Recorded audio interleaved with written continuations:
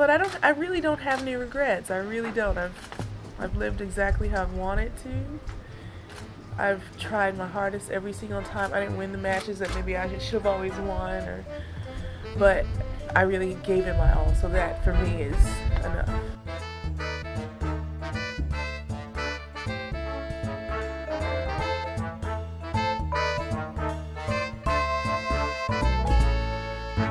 Hi everyone, welcome back to The Body Serve. I'm James. I'm Jonathan.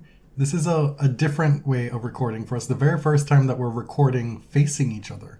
Yeah, so we actually have to look at each other. Mm-hmm. Usually we're right next to each other so we can avoid each other's gaze. The horror that is unfolding right now. It already is different in that I have no visual right now on the actual recording in Audacity. Mm-hmm. So everything is up to you, James, to be in control. I'll do my best. You already had to give me a countdown as to when we're going to start recording because I couldn't see, and you used all 5 digits on your hand, and you finished with one being the middle finger. Mm-hmm. We're both sitting here trying to find a segue into the first topic on the agenda because it's serious stuff. There's no great segue to this, but the invasion of Ukraine by Russia has obviously been a massive humanitarian crisis, and it has touched tennis in a number of ways. Ukrainian tennis players have been forced to flee their country. Both Ukrainian and Russian players have been expected to comment on the ongoing invasion. Tennis events in Russia have been canceled. So far, the players have been pretty much universal in their dissent over what's going on, including most of the Russian players. Quite loudly so as well. Yeah, and we mentioned last episode that there shouldn't be an expectation that really anyone makes a public statement about this, but it's kind of amazing to see some of the Russian players speak out against their own government in ways that could potentially put them at risk or their families at risk. And it's always difficult to make judgments about the popularity of a war in a certain country. There's massive dissent in Russia, it seems, about this war as well. So I just want to caution everybody, be very careful about what you're reading and what you're sharing, because disinformation and misinformation is a tool of war. It might be tempting to look at a gesture like, say, Andrei Rublev writing "No War" on the camera after winning a match and saying, well, what is that even doing? It's not even that big of a deal. But, okay, how many American athletes would have done something like that or spoken up against the George W. Bush presidency during the time of the Iraq and Afghanistan wars, right? Now, players like Svitolina and Yastremska don't really have the luxury of being neutral here. Yastremska, for one, fled the country with her younger sister, leaving her parents there, flew to France, played Lyon, and made the final. Mm-hmm. Right, under very difficult circumstances. Svitolina, on her part, went to Mexico and won a few matches there. She actually said that she wouldn't take the court against a Russian opponent if they were allowed to compete under their country's name and flag. When this happened, there was a good period of, say, a few hours where tennis, and specifically the WTA, were scrambling to figure out how they were going to deal with this situation. The WTA website was evolving in real time where, well, the flag's gone. Our US is gone. How are we going to be labeling these players? And it brought into question the role that sporting bodies and sporting organizations play during times of war. Is it fair for example, Russian players to be quote-unquote penalized and disallowed from competing internationally while the country that they're from is waging war on another country? Right, and often athletes are used as tools of propaganda during wartime, right? Mm-hmm. The 7 governing bodies of tennis, which are the ITF, WTA, ATP, and the 4 Grand Slams, got together, released a joint statement, and said that Russian players would not be allowed to compete under their flag or the name of their country. The ITF has suspended the Russian and Belarusian federations from all ITF competitions, and they've suspended any forthcoming events in Russia and Belarus. The WTA and ATP have said they've been contacting players from the countries affected. They've been checking on their safety and trying to provide assistance if necessary and where possible. Right, but should Russian players be allowed to compete? I hate to be all reductive about it and sound like some, pardon the interruption, talking head mumbo jumbo, but I think it's a fair question. And it's a question that brings up a lot of other questions. Mm-hmm. Firstly, do you ban players based on the actions of their government over which they have no control? Even though maybe that government uses them as emblems of that country's greatness, or, you know, we know that athletes in all over the world are used to promote nationalism, promote national identity and pride and all that. Every country who competes at an Olympic Games are used for those nationalistic purposes. Right. And So sports and politics are always intertwined. Right, but it's important when talking about this issue to include the United States in it. Because often these discussions take for granted, or there's an implicit understanding that players from the United States are exempt from these discussions, and any war waged or participated in by the United States is righteous. And so we can't point the finger on them. Right. And the other side of the coin is that I follow a lot of like online leftists and tankies on Twitter, and I think we need to understand that just because the West has done something bad, it doesn't mean that other countries cannot also do bad things and should be open to criticism, if you know where I'm going. Well, also, it's not just because Western countries have done things and gotten away with it, doesn't mean that subsequent atrocities waged by other countries shouldn't be punished. Right. It doesn't make this just. Yeah, right? It's the same line of thinking that it's like, well, so-and-so did this and didn't get punished for it in tennis. So when so-and-so does it now, we can't punish them because it's unfair to them. And so everybody just has to get away with everything because my fave.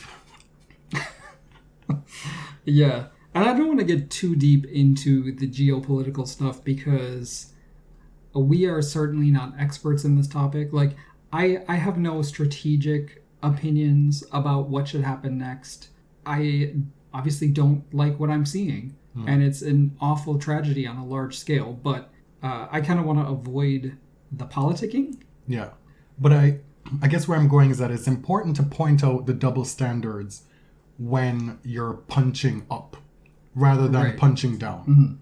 And so there's utility in saying, well, X player was punished for saying they wouldn't take the court against somebody because of geopolitical considerations. But now, oh no, we cannot exclude Russian players. It's just not fair to them.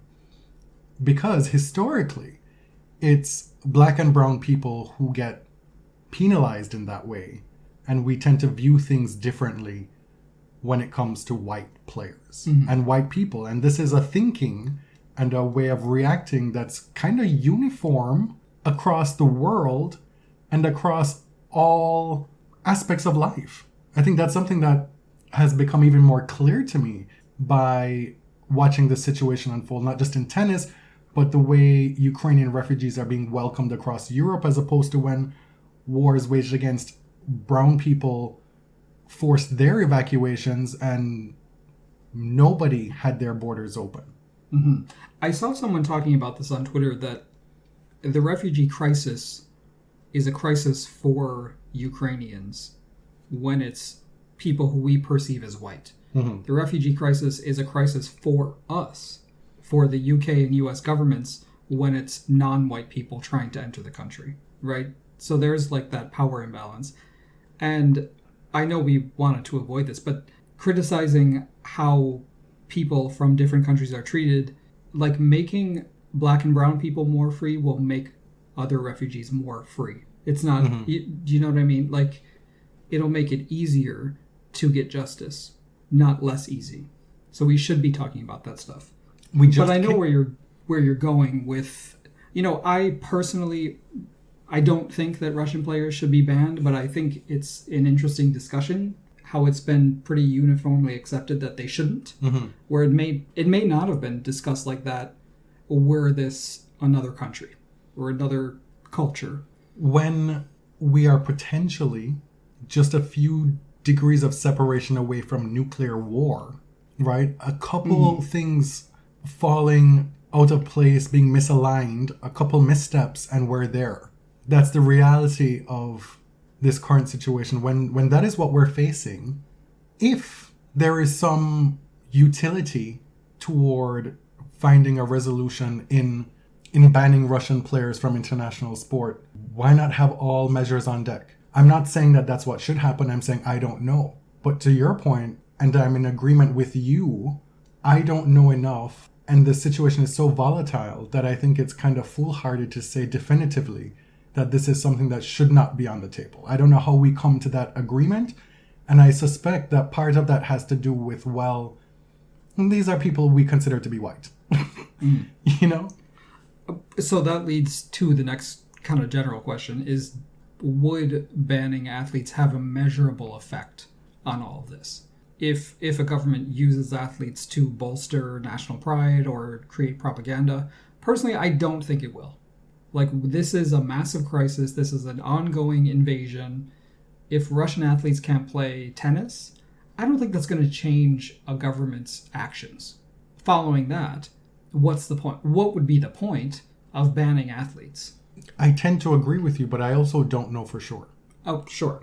And you've done some research here as to what this has looked like historically. Yeah, because I wanted to know what the precedent was.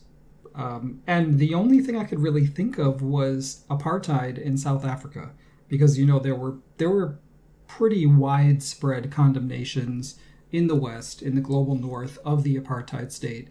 Interestingly, only a few years after Jim Crow was officially abolished in the United States. And America comes out It's easy to shift really fast. And the European Union also allowed Europe to do that, to shift out of colonialism and become moral leaders of the world, right? There is hypocrisy there, but we'll get there. Well, I was familiar with this growing up because of cricket. Yes. South Africa was banned from playing international cricket for, 20 years? Yeah, from 1970 to 1991. Yeah, so I'm going completely from memory here. I haven't done new research or looking into it, but I remember it was a big moment when South Africa came back into cricket.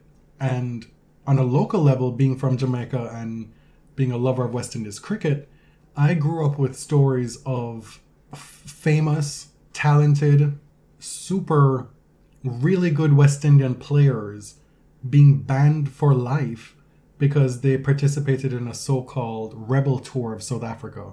I believe in, I want to say the late 70s, early 80s, somewhere around there. Mind you, the West Indies cricket team was so strong at the time that even though these players could make the starting 11 of damn near any team in the world, they were kind of blocked from making the West Indies starting 11. So a lot of it wasn't the super cream of the crop. Some of them were players on the back end of their careers, but it was a big deal. This was a line in the sand that was drawn universally across the world, that this is not something that you do. You simply do not go to South Africa, play on South African soil, nor do you play South Africa, period, because we have taken this stance globally against apartheid. What I didn't know, that this was largely a protest movement led by India. And you see that in tennis as well. So India led this charge in cricket, in Test cricket. In tennis, South Africa was ejected from Davis Cup in 1970. This was thanks to a lot of campaigning from Arthur Ashe. In 1973, they were reinstated, and they won in 1974 kind of by default because India refused to travel to South Africa to compete in the final. This is something we mentioned on a previous history episode. South Africa was actually the first country outside of the four major tennis powers to win Davis Cup. And they did it because India refused to compete against them. South Africa was brought back to Davis Cup in 73. In 77 and 78, several countries refused to play them again, and they were removed again from Davis Cup in 1979. Now, the difference in tennis, compared to a lot of other sports, cricket most notably, is that individual South African tennis players were not banned. They were among the most free of all the sports during that apartheid era. Some South African athletes moved to the US and became naturalized to avoid the possibility of being banned from international competition, but it actually didn't happen. I think it's safe to say that the reason there's such a difference between tennis and cricket in this regard is because there is no sport more greatly tethered to colonialism in its implementation and origin than cricket. Right. I mean, I wrote a whole master's thesis on this, on how... So if you're not the expert, I don't know who is. Well, I'm almost a decade removed from that now, so I'm a little bit rusty. But it was on how West Indian cricket was used as not the, but as a catalyst for independence movements in the British Caribbean in the middle of the 20th century. And that remains today, because all of the cricketing powers, pretty much anybody who plays cricket on an international level with any skill at all, it's because Britain brought it through colonialism as a means of social control. There ends this history lesson. So the talk about South Africa and apartheid brings up this question of, like, what are the standards? What are the moral standards, and who sets those standards in international sports? Who's allowed to participate? Who's allowed to sort of be the judge and jury about what nations' actions are acceptable? Obviously, apartheid is horrible. Nobody's arguing that. However... I'm sure some would. Well, Margaret Court maybe has. Margaret Court would and has, but that doesn't mean that Western countries haven't perpetrated similar and worse atrocities, right? And still do. And still do, of course. The United States, I mean, I've seen people say, like, on Twitter, the U.S. has never started an unjust war. And I know, having gone through American history, you can turn 18 and believe that. Sure. Right? You can. That doesn't mean it's true. A lot of those people have lived through the most recent examples of it. Exactly. So, right? This is how George W. Bush becomes a sympathetic figure in his older years, right? Because... And we don't learn anything about these quote-unquote regime changes in Latin America, Grenada, invasions in countries and meddling in their affairs, and literally assassinating killing people. Heads of state. Right. We don't learn about that in school, but it happened. The U.S. did it. You don't even learn about your own history. No. Like, critical race theory. Let me tell you, we learned so much about the Teapot Dome scandal. I can't tell you what that is. I don't remember. We learned a lot about... Does it have something to do with the Boston Tea Party? No. We learned about... Was it a Boston Massacre? What was it? It was both. Okay. I did not learn any American history. Those are different events. I grew up learning Caribbean and European history. Nothing about American history.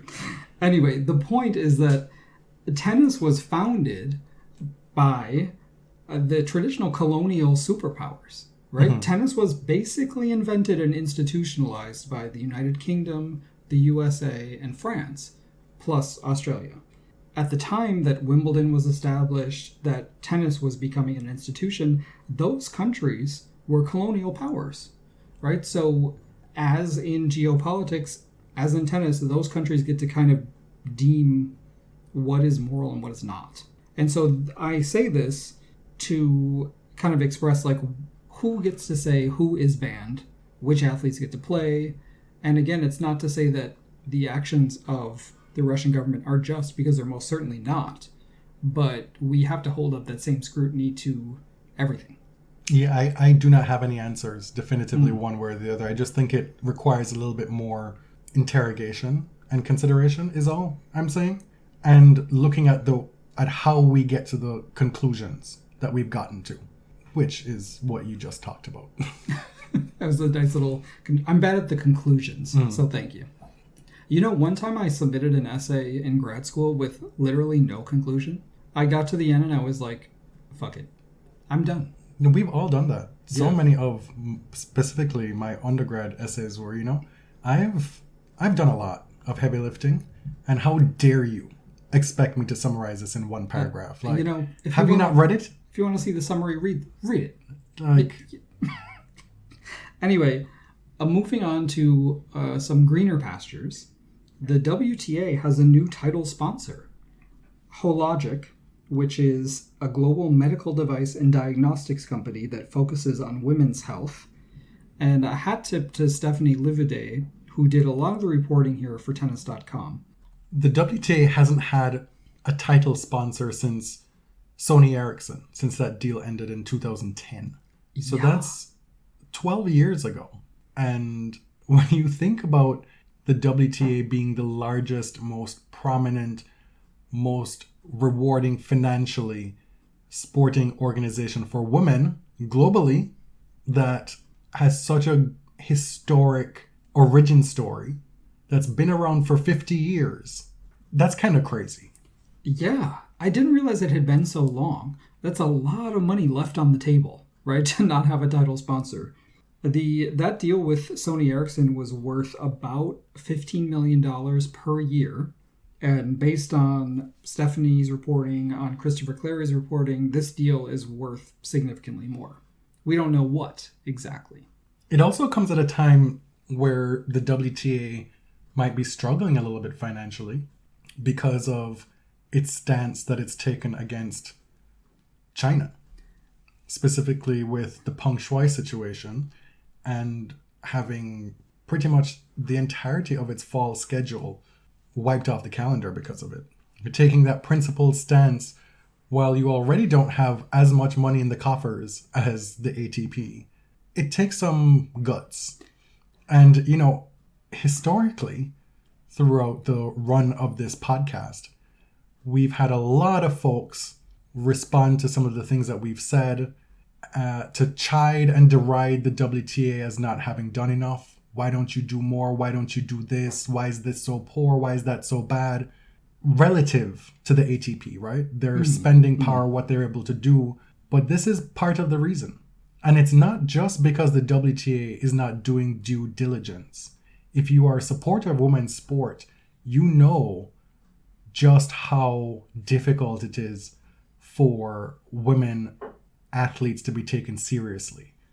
Even people who claim to be supporters of women's sport don't watch women's sport.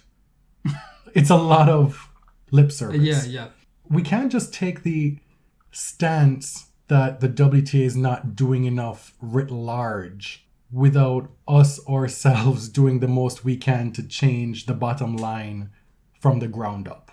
Because there are structural, institutional, societal reasons why this is the case. Sure, there have been missteps. There has been negligence in spots. And we've certainly participated in that criticism of the WTA.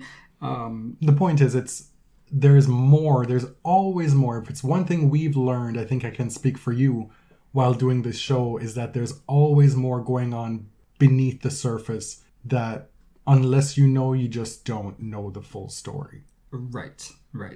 It would be naive to think that, knowing what we know, that men's sporting organizations are not undermining women's all the time. Oh, they absolutely are. Right. Some players have let the veil slip a little bit before. Mm-hmm. The ATP has shown its full hand by saying, let's merge, let's work together. WTA says, I'm not fucking with you, China. We are not going down that route. And the ATP is like, here's our schedule for the full year. Come on down. Right. Come on down, all comers. And, you can decide whether or not you think that the WTA made the right decision about China. I'm not saying that you have to agree with their decision, but they certainly took a principled stance that would see real financial hardship, even if you think it's a stupid decision. It was made on principle. And how many decisions taken by the ATP can you point to as being principled? We'll get to that in a few minutes. It depends what your principles are, I would say. I would argue that... Are your principles capitalism? I would argue that there are no principles. It is just an abject failure to engage with anything.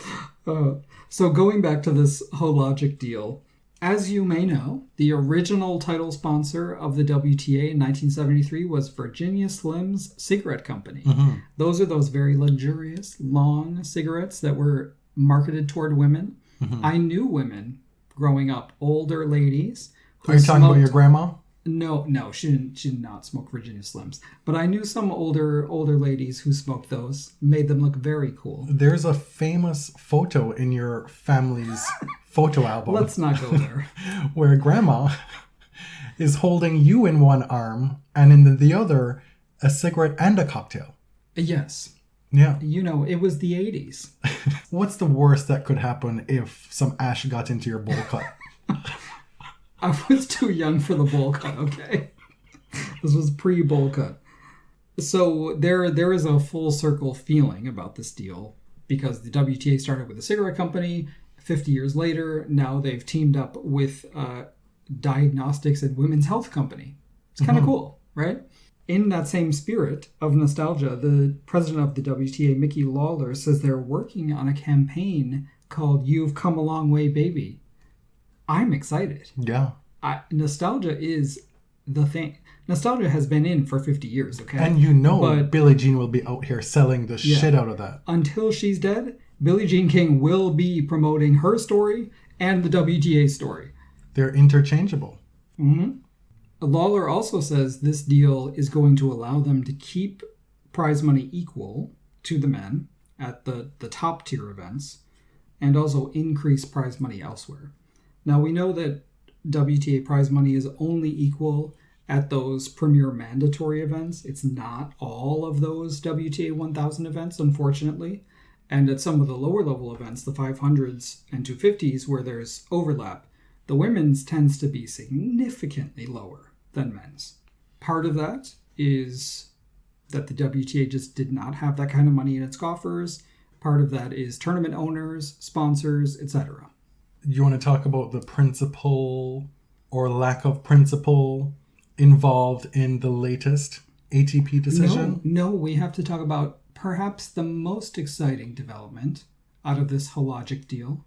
What is that? I hope it's not pronounced some other way because... Notice I have abstained from pronouncing. I let you take the lead with that. Their first national advertising debut was the Mary J. Blige Super Bowl commercial this year. Crispy chicken. No. Fresh lettuce. That one? How dare you? No. She was talking about cancer screening. Oh, okay. It's very serious. So do you feel bad now? I don't, because that's one of the greatest things I've ever seen. It is, yeah. And I realize if you don't have the context, that may have seemed a little bit off color for me to have said that. So look it up. Mary J. Blige Burger King commercial, and you'll get what I was referencing. I don't think she should be ridiculed for the Burger King commercial. I know people roasted her for that. I thought it was fun. It was fun. I like the beat. Right. You know where that's from? Right, but it's not for you to think it's okay. That's because correct. Yes. You know, black people felt that they were being portrayed in a certain light as being lovers, stereotypically, of fried chicken. Right. Fair. Touche. I will abstain. I will strike that from the record and let other people be the judge. Uh-huh. But the cross-promotional opportunities that are available with Mary J. Blige, I mean, I'm not going to cry. I'm not going to shed a tear on the WTA. Think of how that could be applied. I was your lover and your secretary, working every day of the week. I don't know about that. That one won't work? No more drama. No more pain. Let's get it percolating in this dance soiree, which apparently is the real lyric. Well, I mean, I feel like we've already given a title for one of our episodes with dancery in it. We have. I'm just saying, if Hologic can say, Mary, we paid you a lot for that Super Bowl commercial. Could you do a little spot for women's tennis? Think of the possibilities. I think the WTA needs to get in touch with one Brandy Norwood. Oh. Because Brandy Norwood is out here on Instagram showing you her tennis lessons. She's a big fan. Really? Yeah, she's How did you not see this? Did I not send it to you? No. Her most recent one, it's like a cut-up montage video of her practicing her strokes, going from forehand to backhand, and then finishing up at net. She is legit. The next generation of R&B diva tennis fans. Mm-hmm. We had Gladys. We had Aretha. We had Miss Patty. Now we have Brandy Norwood. Was Patty a tennis fan? I feel like I may be imagining definitely Gladys and Aretha. Mm-hmm. But yeah. I believe Anita Baker as well. Yes. Is a tennis fan. Yes. Yes. So we need to get some collaboration going with Brandy. She's celebrating 20 years of her Full Moon album this year. Legendary. She's on Queens, which we've been watching. Didn't know Brandy could rap. She's already... I thought she sang. or whatever. No, it's not. With her, it's not a whatever. No. That voice. Well, because we were just watching the latest episode of Queens, and she did this guitar performance at this open mic thing. And you were like, I don't know if I like the song. And I'm sitting here like Candace from Potomac with my folded up Kleenex, like... The song was terrible. But the point is... It was not terrible. The song was terrible, but you pointed out to me, you still get to hear Brandy sing. Exactly. Yeah. And we also have a promised Brandy and Mariah collaboration coming imminently. Mm-hmm. Mm-hmm. It's been recorded. They've both talked about it. Mariah supposedly has a new music project coming soon. Hopefully by the end of the first half of 2022. And she will be part of it. She's of the moment, Brandy Norwood. Let's make this happen. We went from WTA title sponsor to Brandy Norwood. Mm-hmm. That's just what we do. So exciting stuff for the WTA.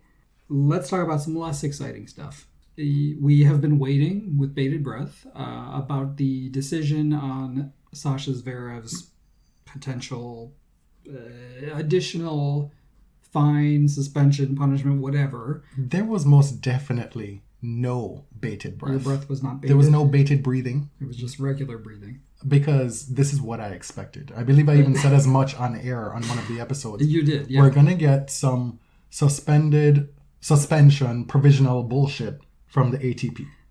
Well, congratulations. I don't need the congratulations. You are right. I don't need the congratulations. I'm just saying my expectations of the ATP are so low. They are tarring the bottom of the barrel that... They're what? They are calcifying at the bottom of the barrel. Oh, I see. I didn't know what that verb was. Yeah. Okay. That this was an eye roll moment for me. Let's talk about the statement for a moment.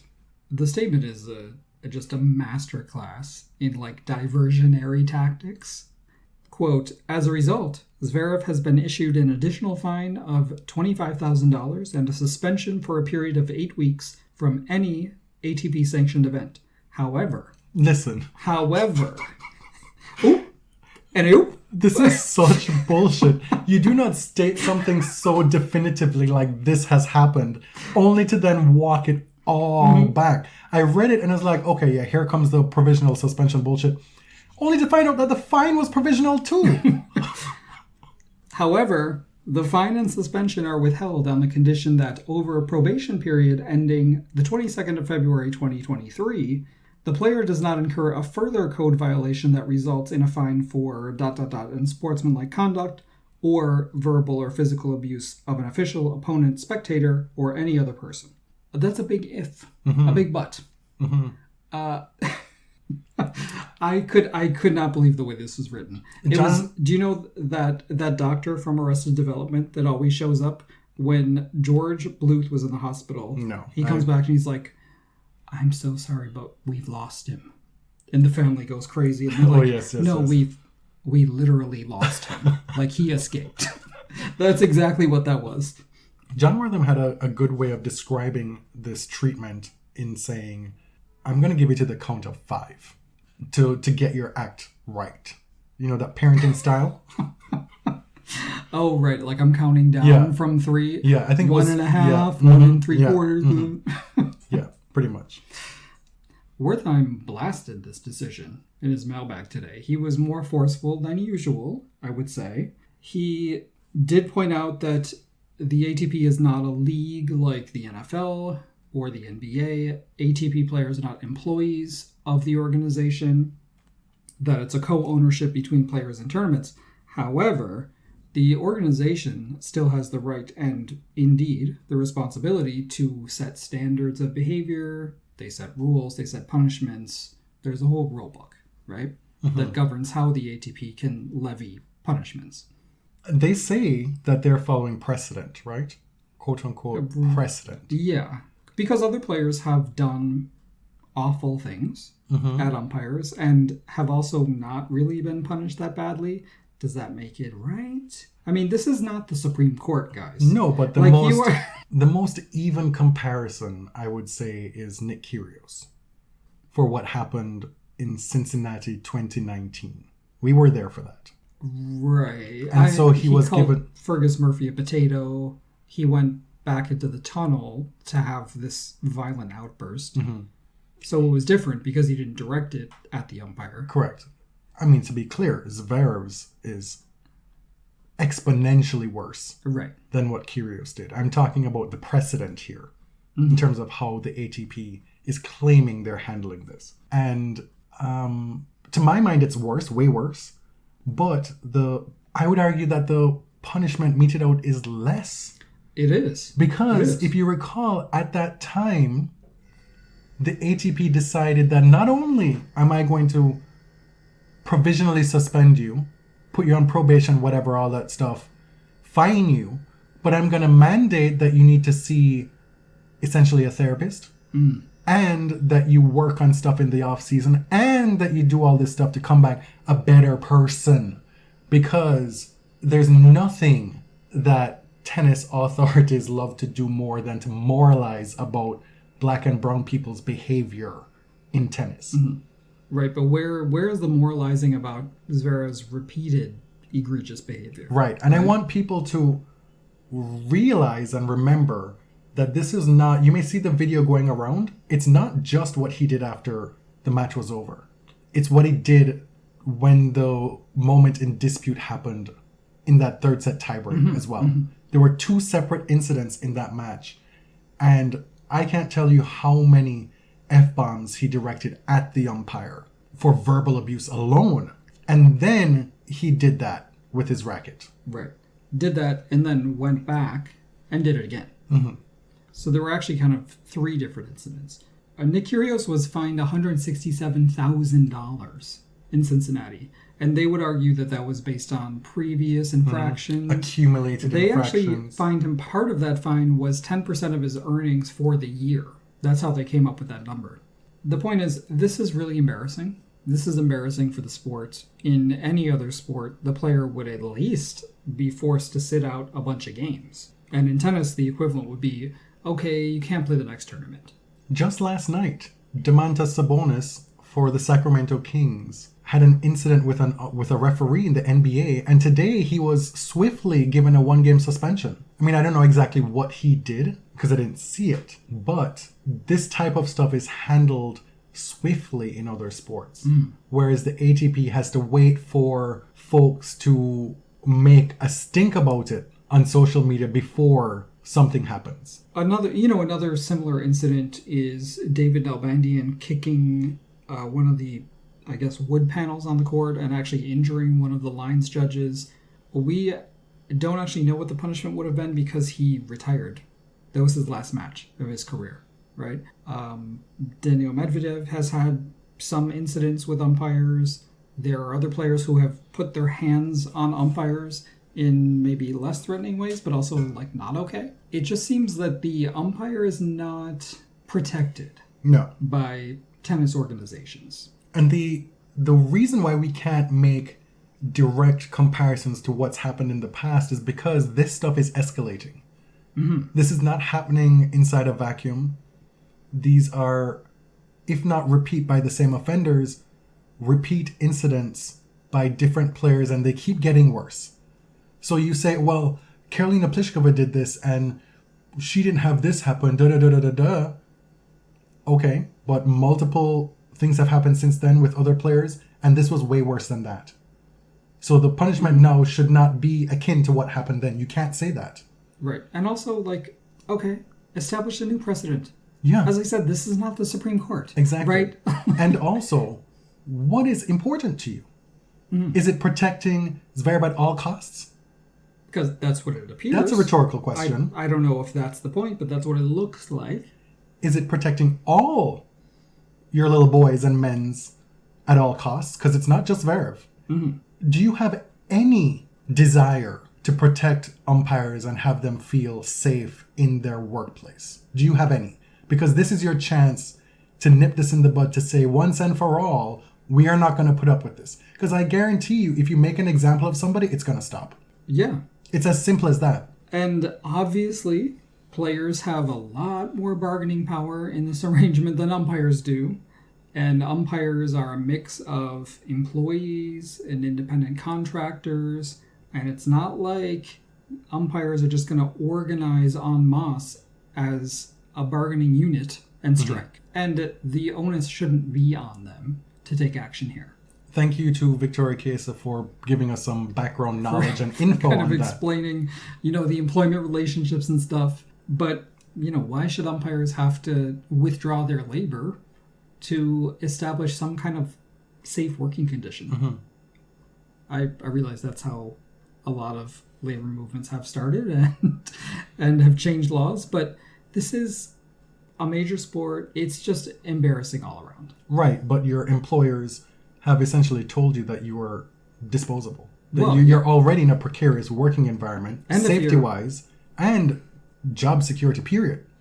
Yeah. So, If you're not even an employee of one of these organizations, you're just a contractor, you don't actually have the right to strike, first of all. And this could undermine your ability to find work in the future. So these seem like very easy fixes to me. Will men's tennis collapse if Alex Zverev doesn't play 3 tournaments? No. That's very obvious. Even in the absence of stars, tennis is a sport that can endure a lot of different changes, right? Like, tennis is not built on one star. And Zverev, even if it was, Zverev is not that star. No. And every time there's been a vacuum, somebody has filled the void. Right. There may not have been... There may be lulls. There may not have been many people who filled the void to create compelling rivalries at any given time, but whenever you're worried about what's happening, like the just dire situation in men's tennis at the end of the 90s into the early 2000s, somebody comes along to fix it, or at least create something that's worth watching. It might not be what it was before. It may not reach the heights of the big 3. It certainly will not. But it can be compelling. We saw glimpses of this at the 2022 Australian Open.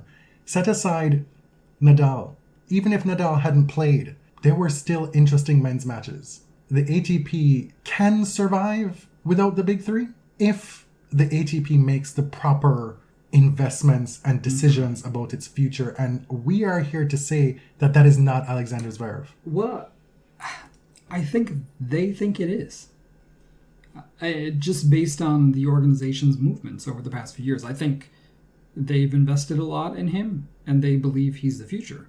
I could be wrong. I disagree with you insofar as I think they would do this for damn near anybody in his position. Well, fair enough. On to Indian Wells. This week it became apparent that the number 2 seed, Novak Djokovic, was still on the entry list well into this week.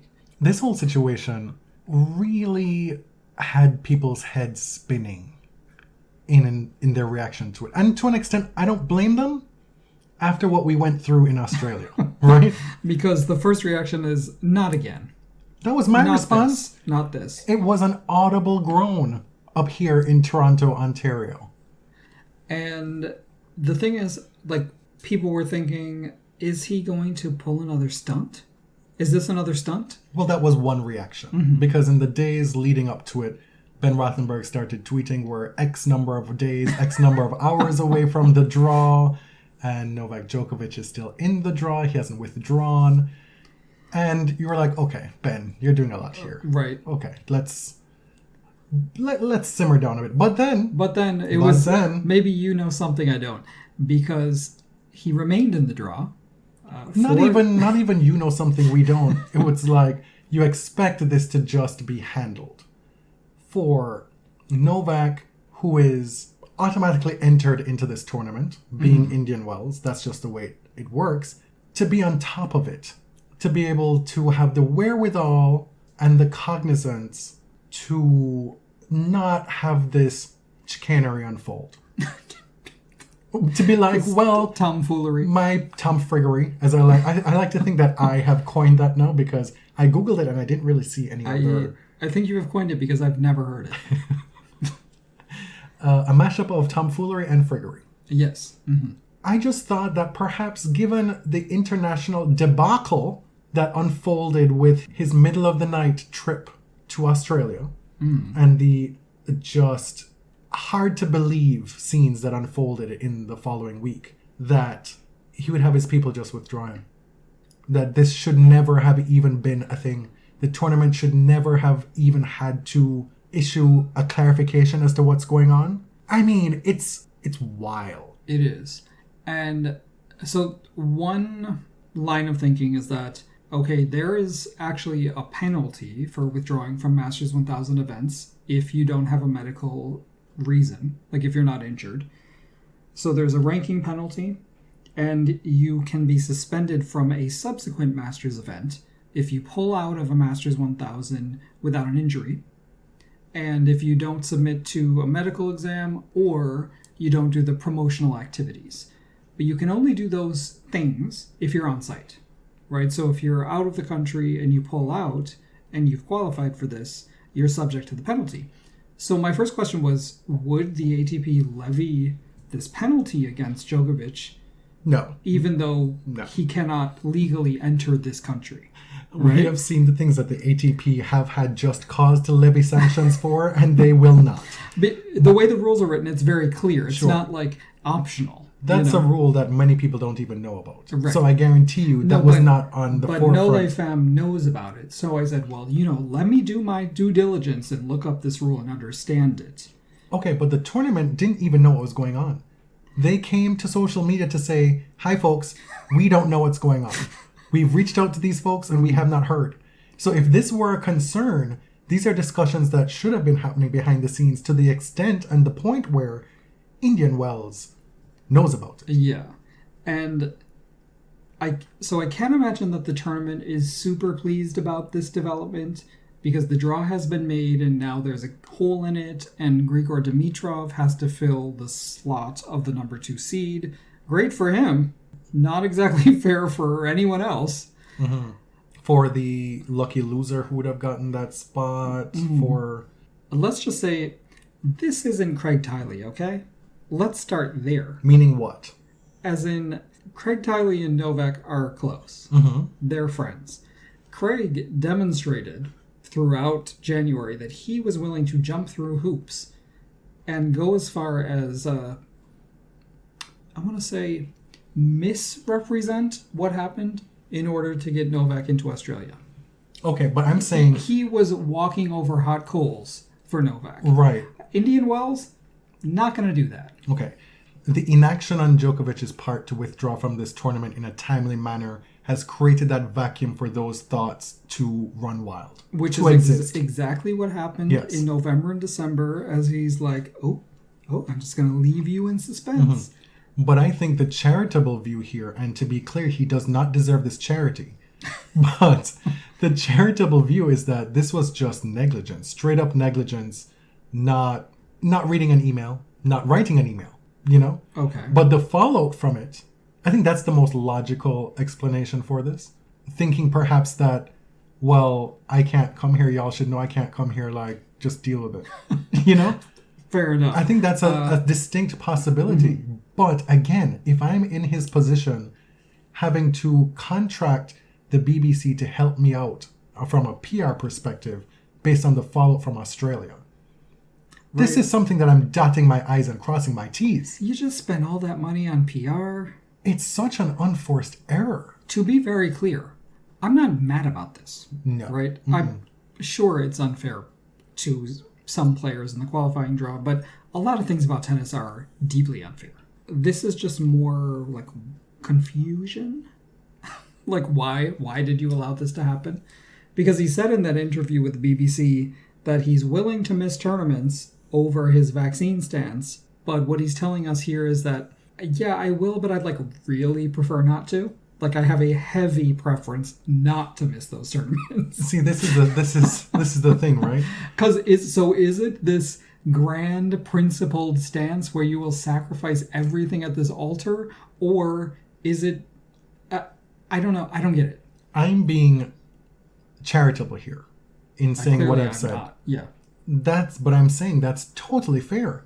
Given everything that's happened, everybody who's willing to think the worst, that is totally reasonable at this point. You can't even be mad at it.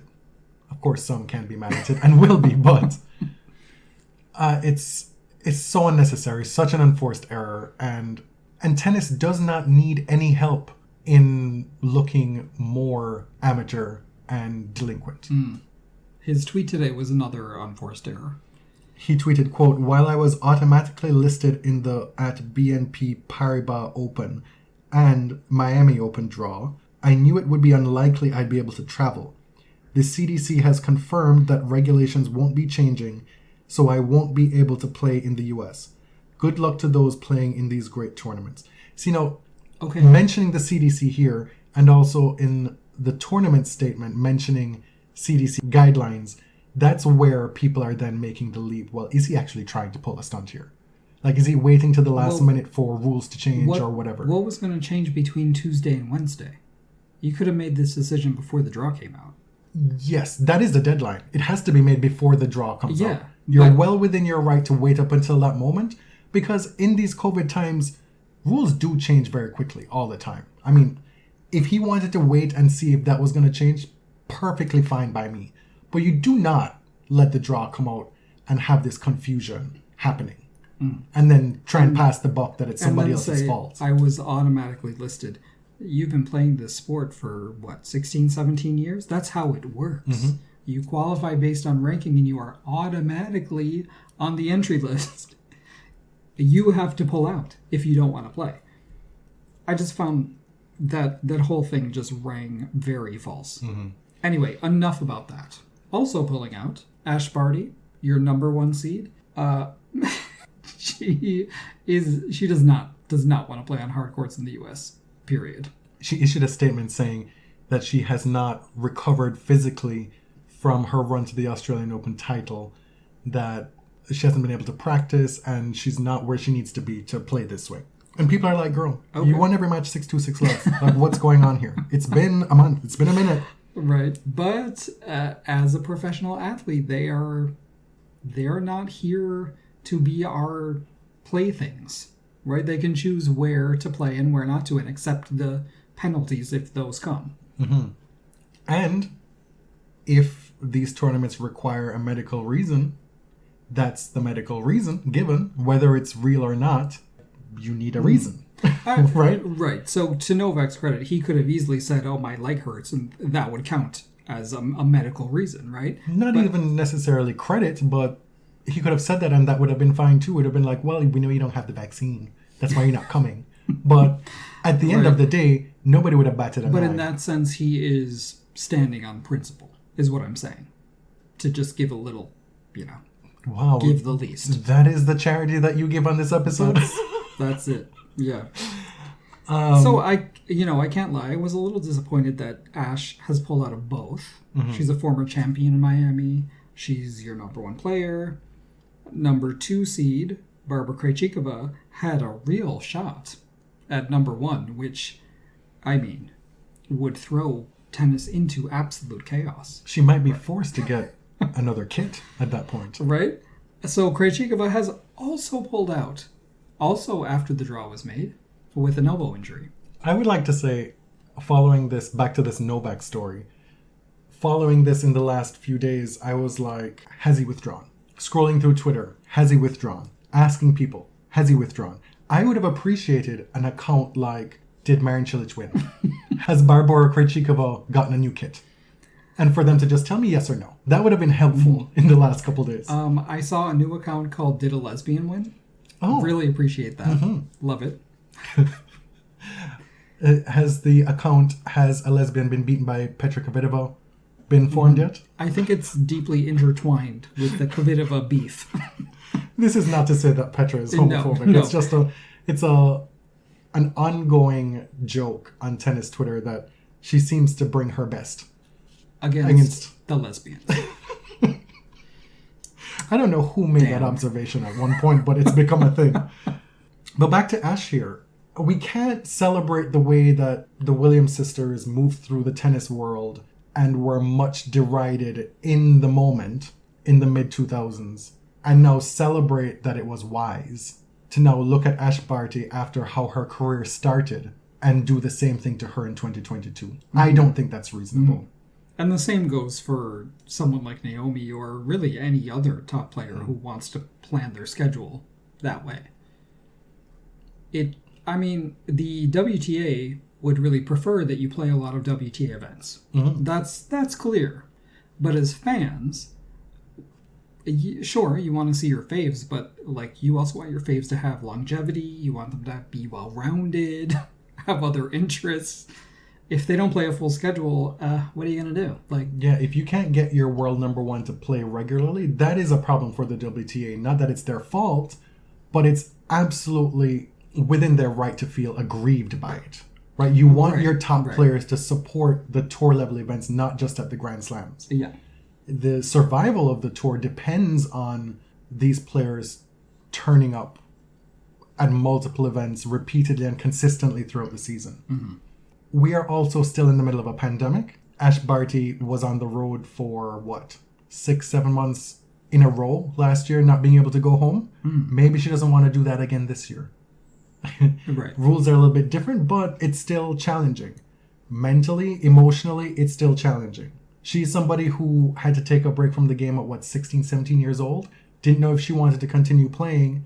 Has come back, made it all the way to number one. Perhaps she has a greater sense of what's right for her, career-wise, emotionally, to be able to continue to do this job. Let's be clear here, it's still a job. In a lot of ways, it's a privilege to be a professional athlete, but it's a job. Right. And it's not for us to sit here and conflate rules are the rules, you need to do this because the rules say you should do this, when in fact we're conflating our own personal expectations on these athletes to perform for us, right? There's a lot at play here. And to be clear, Ash did not leave tennis to play cricket, right? Mm-hmm. Like that was something she did during her retirement, but that's not why she left. Like she was struggling as a teenager, having this be her job, and she's been very open about that. And so, like Naomi, I think we need to take these players at their word that, not playing, being really particular about their schedule is maybe part of like maintaining their own mental health. Not to get, not to pathologize here, but just to say that like taking care of yourself is important. Yes, I agree.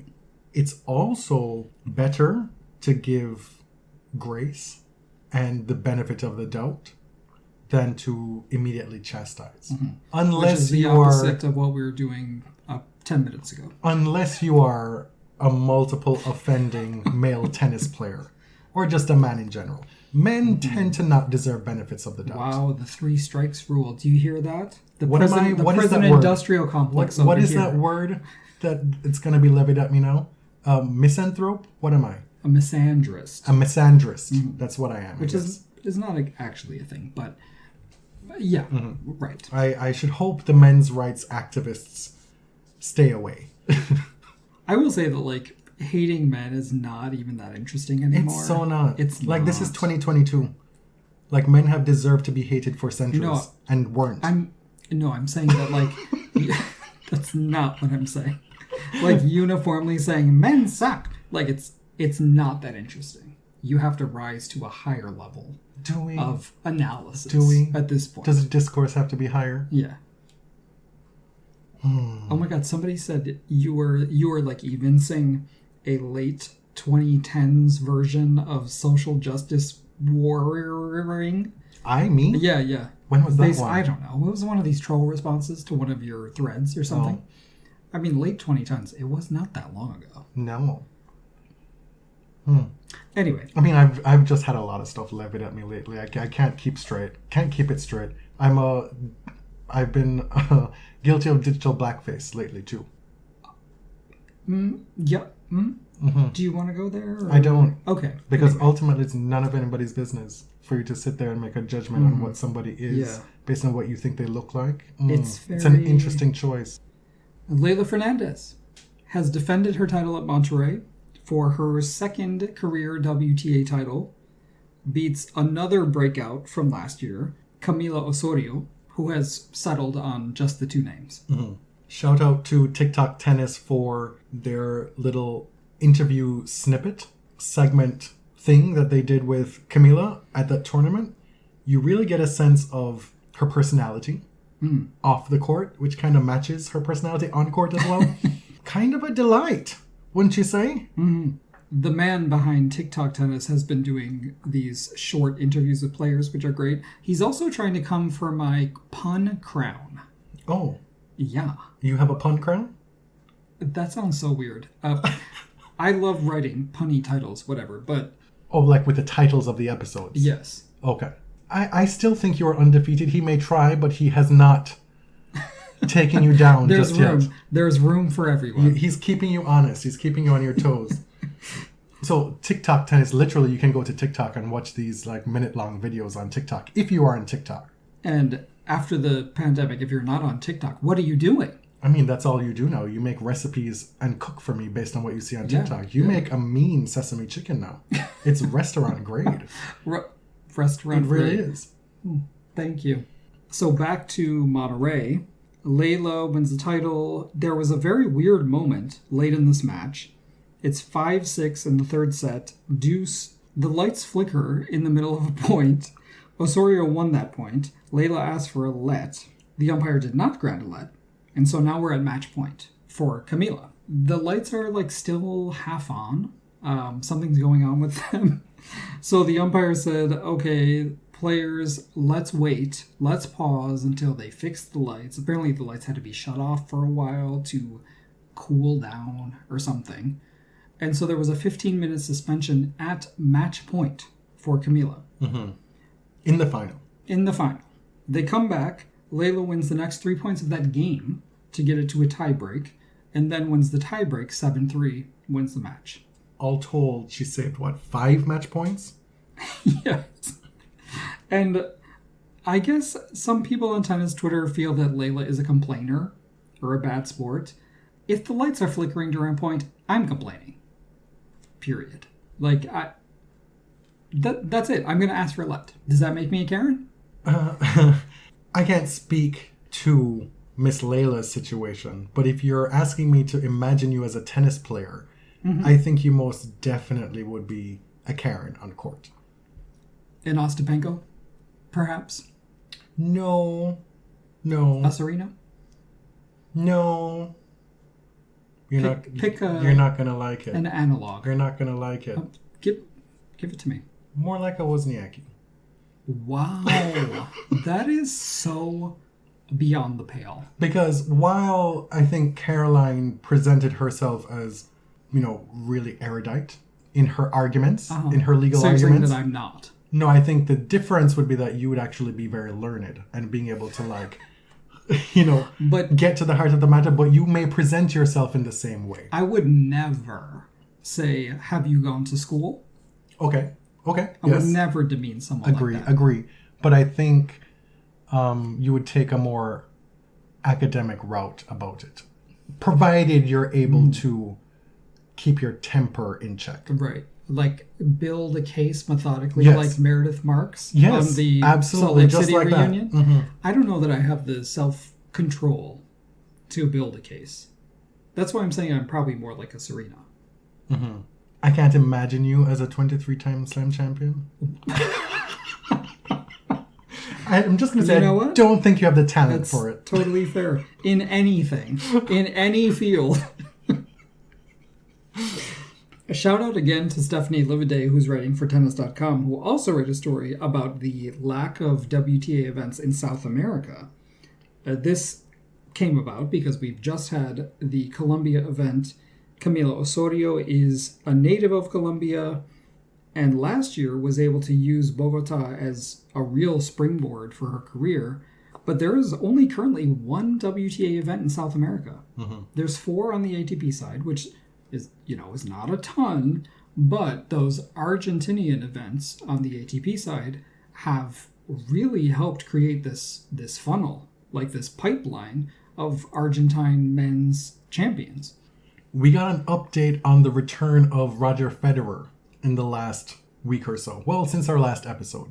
At first, it was kind of gloom and doom, saying, "Oh dear, he's not going to be back for Wimbledon. It's not happening, folks." Which we knew. It was a very, very long shot. I guess. But like, it's still grass. He could just show up. It's possible. There aren't that many lead-up tournaments anyway. But even he said it was that was like best case scenario. Right. But when we initially get that news, it seemed like maybe the recovery isn't going well, period. Like, you just didn't really know. Right. And then we get a clarification that he's gotten the okay, that he's going to be practicing with Mirka. That's how he's going to start. And that he will be back, hopefully, late summer into the fall season. Okay. In time for Laver Cup, perhaps? Probably, yeah. Varvara Lepchenko has been given a 4-year ban from the sport under the anti-doping process. Eligible to return in 2025. Just before the U.S. Open last year, she was provisionally suspended for having metabolites of andraphenol or modafinil in her sample. These are both stimulants that are prohibited under the WADA code. You may remember that she was also popped for mildronate, popularly known as meldonium, in 2015. At the very end of 2015 is when that sample was taken. She was cleared because she apparently stopped taking it just before it was banned. And, that became a news story because Maria was still taking it in early 2016. She hadn't read her emails. Right. Varvara read the emails and she stopped. But, it doesn't prevent you from being tarred, and people remember that you were mentioned for testing positive at that time, even if you didn't technically break any rules. But the independent tribunal said that she basically didn't demonstrate that the use of these drugs weren't intentional. And at that stage, it's the player's burden to prove that the use was unintentional, which is actually how Diana Yastremska got out of the ban. That they believed her story that the use of those drugs was inadvertent. Inadvertently ingested. Exactly. So a 4-year ban at the age of 35, that feels like all she wrote. Is she 35 or is she 30? She's 35. Oh, I don't know why I thought that she was 30 would be coming back as 35. 1986. Yeah, that doesn't sound good. Yeah. Unless there's some appeal that can fix this. Yeah, I think we're at the end of the road. Kristie Ahn has officially announced her retirement. The last time we saw her was in qualifying at the U.S. Open, but many will remember her kind of most memorable run at the 2019 U.S. Open, reaching the round of 16, beating Kuznetsova and Ostapenko. Wrapped like a mummy. Yeah. And this retirement, probably comes at the great relief of her parents, but she's still a TikTok star. She did such great work in the early days of the pandemic when there was Yes. no tennis, with providing us some entertainment. She's talked many times about how her parents don't understand why she wants to be a tennis player, that she should be doing something more academic, and that this is part of being a child of Asian American parents, specifically Asian American immigrant parents, right? But she charted her own path, and while she was never a world beater, she was somebody who was always affable, charming, tried her ass off to achieve what she did achieve in tennis, and that is equally admirable in my book. Does that bring us to the end of this episode? It sure does. It's been a few weeks since we've sent out the last of our GoFundMe mailings, so I hope by now that everybody who submitted their address has received what they should have received. If for some reason you haven't, get in touch with us. We can still put something in the mail, or if we did and it didn't reach, we can do it again. That's totally acceptable and fine. Thank you for listening. I'm James. You can find me at ElliotJMR on Twitter. 2 L's, 2 T's. I'm Jonathan at tennis_John. Find everything body serve related at linktree.com/thebodyserve. It's been a while since we've solicited reviews from y'all. If you enjoy the show, if you like what we do, please go to iTunes or wherever. I guess it's Apple Podcasts now, right? Or I can't keep that up. I don't know. Wherever you can put a review publicly in the internets. Please do that. Thanks for listening. Till next time. Thank you. Thank you very much.